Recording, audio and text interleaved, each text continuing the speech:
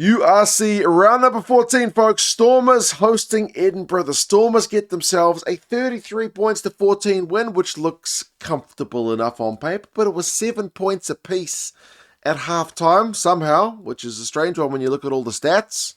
Hell of an intercept try from Edinburgh, and then Edinburgh were leading in the second half with around about 20 minutes to go, but 33 points to 14. It is maximum points. It's a bit of a blowout at the end, but it was an interesting game. Finally, I managed to get myself out of bed for a 6 a.m. kickoff. Like, there's been a couple of games over in South Africa recently, nice evening kickoffs, which work out with the time difference reasonably well. 6 a.m. is not too bad. It's still very dark at 6 a.m. here in Auckland, but I got out of bed for this one, and I'm glad I did, because as I said, it was an interesting game. Interesting and a bit strange in that, like, if we look at all the stats, the possession, the territory, the line breaks, the penalties conceded, and you would think, man, Stormers should be flogging them first half. But no, it was actually a 7-pointer. We'll go through some of the key events and stats. You guys can let us know your thoughts on the game. Storm's kicking game, I thought, was doing a pretty good job of pinning Edinburgh back early, but no points for the Stormers, despite all the pressure. And Edinburgh, maybe a little bit kind of gifted due to Damian Willems slipping into touch when trying to prevent a ball from going into touch. Had a chance down the other end to maul it. Mkunu gets himself yellow carded for slapping the ball out of the Edinburgh guy's hands on maul defence. So it's a golden opportunity for Edinburgh. Down Stormers' end, man advantage to put some points on. They can't do it either. We don't get any points until, 24 minutes? Scoreless first quarter.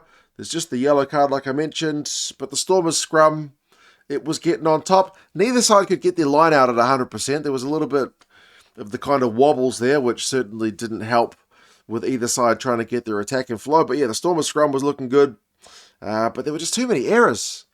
If you're a Stormers fan, you'll be frustrated with the amount of drop ball, knock-ons, getting stripped in the tackle, sometimes just guys just dropping it cold. Some of the passing left a bit to be desired as well. Guys throwing at their ankles, their knees. Maybe just a little bit slippery, like as I said, with Willems slipping into touch. They mentioned on the comms a little bit of dew on the pitch, given the evening kickoff. Sometimes that's why afternoon rugby is better, I guess. But as I said, for time zones, I was quite happy with this one. But yeah, no points. Finally, and it felt like it had been coming, finally the Stormers did get a score. It was a 22 entry from the Stormers, of which they'd had a few, and it was just passes sticking. Ungara, nice pass to Mkunu, who's back out of the bin. It was a late switch from Ungara, looks left, goes right. Mkunu, and then Evan Roos gets his first of 2. Bit of power from that man, and 7 points to 0. You feel like the Stormers are pretty good value for finally breaking the duck, and then they are hot on attack, looking to double down. And they mentioned it in the comms, and it's the same note I wrote. It's a 14-pointer. The James Lang try is 100% a 14-pointer, by which I mean the Stormers were on attack, they were offloading, they seemingly had the Edinburgh guys at 6s and 7s, but Lang, what a read on the Ungara pass, shoots out of the line because Ungara takes a second at the base of the ruck, fires it left, one-handed intercept, which is always a risky one, but manages to gather it, and he's got the gas to keep, I think it was Willems and Galant trying to chase him down. 14-pointer, so potentially 7 for the Stormers, becomes 7 for Edinburgh. Almost a 100-metre try. We are 7 points apiece. That's a hell of a try. Magnus Bradbury looked to potentially be injured before half-time. TMO had a look to see if there's any foul play, but nothing doing, and he's luckily able to kind of run it off. They were looking for a croc roll, but it wasn't a croc roll. So, yeah, 7 points apiece at half-time. The stats would suggest, like if you didn't know the score, that the Stormers should be in front because they've had 4 line breaks to 2. The Edinburgh guys have conceded more penalties, 6 to 2. You got triple the penalties. The territory 62% Stormers. The possessions 56% Stormers. The score is even. I think the key one for the Stormers, and this trend sadly for them will continue throughout the match. Turnovers conceded is 15 at half time. Like 8 by Edinburgh, but 15. They've just been a little bit lacking that kind of clinical edge. There's been a fair bit of kicking. 25 kicks from the Stormers for half a match of rugby is a lot. 22 by Edinburgh as well. Sometimes just kicking to get out of dodge as the Stormers were, camping down the Edinburgh end. Second half was where more of the points are at. You feel like there's a bunch of chances. maybe half chances in that start of the second half, not really taken. Like the Stormers kicked it dead, getting stripped in the tackle. There were a few kind of defensive reads shutting down attacks, but finally, the Zas try is just a quick line-out play. Edinburgh's kicked it after being under a bit of defensive pressure, kick it, but Stormers keep the game moving. And it's a pretty simple one in the end. After all the half chances, which maybe seemed harder work, it seems kind of effortless from the Stormers for that one. Before the Edinburgh defence can set, Zas goes in for a nice try. It is a misconversion, but 12 points to 7.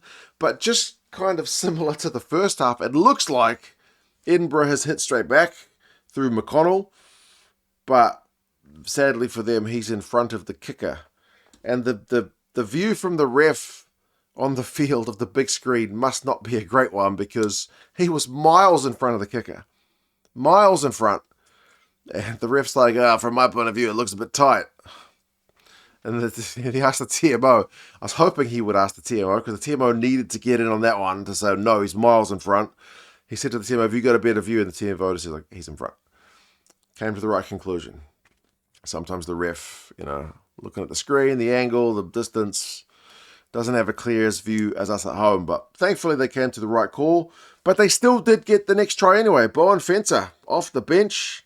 He gets that one. It's a great line-out move from the Edinburgh guys. Satala had a really cutting break from that line-out play. He went close himself. And then next phase ball, pick and go from Fencer. And it's try time. 14 points to 12. Somehow Edinburgh are in front. And I'm thinking, man, I'm glad I got up to watch this game. It started with Mkunu, to be fair, who'd been in the bin earlier. He just a bit of a grass cutter. That's the penalty that got conceded that gave Edinburgh the attacking platform. So, 14 points to 12. Suddenly game on, but then it's not. The final 20, often it's the difference, isn't it, when there's a difference in the level of the teams. And looking at the URC table, there's a difference in the level between the Stormers and Edinburgh right now, and the final 20, I think, is pretty telling. Mkunu makes up for that mistake with a pretty nice try. The commentators mentioned he used to be a loose forward. I forgot about that. And he looked it, because he's a big mobile man. He gets a try of his own. Big Stormers scrum, gets advantage. They get a line right to the left wing. And then Galant with a no-look try assist pass to rampaging Mkunu. He goes over for a try. So 19 points to 14. Stormers back in front. Then they get another one. Bonus point time. The hands finally stick for the Stormers. It looks good when it sticks. They shift it left. Galant with the try assist again. We are at 26-14. That one was the Rus try. I mean, he's a pretty mobile loose forward himself. He's got a bit of toe about him. He can bust a tackle. Edinburgh, I guess at 26-14 are still only, there's still only one score from making it an interesting final we play, but they went like 15 phases close to the Stormers line. That man, Dion Ferree, how is that guy still going?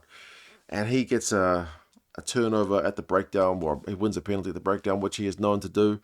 So, he gets his team out of dodge for that one. They did defensively well to hold out the Stormers, and then he gets the final say, because Edinburgh on their own goal line, 5-metre scrum, the scrum gets absolutely obliterated, and then Ferree just sees that ball sitting on the ground so close to Edinburgh's line. He, despite, 39? The reaction times of a younger man, just dots it over the line. So 33 points to 14. It's a pretty good win for the Stormers in the end. They're still not going to be happy with the turnovers conceded count. Like, it's 23 to Edinburgh's 14. Like, the possession's 50-50. So they had the same amount of ball, yet the Stormers dropped a lot more ball. I mean, turnovers conceded is not only drop ball, it's kicking dead, it's losing lineouts, it's kicking out on the full, all that kind of stuff, but that's too many. Sasha with 5, Galant with 3, Willemse with 2, like some big name Bok players. Yeah, I had a few errors in this game, but the line breaks is 13-6. The defenders beat us 28-19. The penalty count is 10-5 against Edinburgh. So there's a lot of stats that say, Stormers are very good value for this win. If anything, could have been more if they'd not dropped as much ball. Possessions 50-50, territories 54-46 to Edinburgh in the end. Individuals, Rus, 3 line breaks, 2 tries, cracking shift from him. Richardson for Edinburgh, 14 tackles. He was leading the way. I think Fushi was getting through the tackles for the Stormers. Paul de Villiers, couple of turnovers, one. Fourie from the bench, couple of turnovers, one. Gets himself a try. Satala for Edinburgh, busted 5 tackles. He looked dangerous, but yeah, good game. Good game. Had its own little storyline, had its flow. Better team wins at the end of the day. Final 20 minutes, like I said, is telling. So yeah, entertaining stuff to start my Sunday morning here in NZ. Edinburgh home to Zebra next, and the Stormers will host Connacht. But yeah, you guys let us know your thoughts on the match. Subscribe to the channel for some more URC chat, and yeah, I'll talk to you guys again soon. See ya.